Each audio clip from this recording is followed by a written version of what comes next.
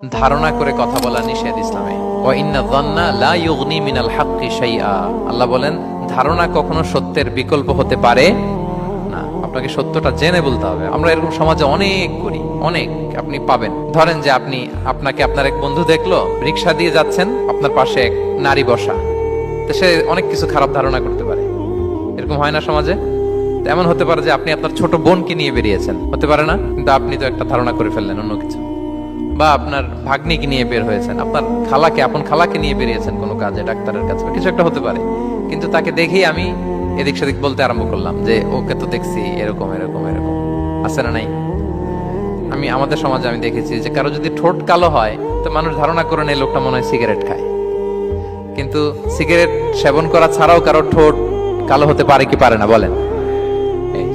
এগুলো সমাজে প্রচলিত। বিয়ে করার পর ইমিডিয়েট যদি কেউ একটা গাড়ি কিনে বা হুন্ডা কিনে, এটা কি বলে বলেন তো? এই বোধহয় শ্বশুর বাড়ি থেকে যৌতুক নিয়ে আসছে। দেখছেন, এরকম ভুরি ভুরি আপনি সমাজে পাবেন। আন্দাজে ধারণার উপরে আমরা অনেক কথা বলে ফেলি, কিন্তু নিশ্চিত না হয়ে আপনি কোনো কমেন্টসে যেতে পারবেন না। এটা একেবারে নিষেধ।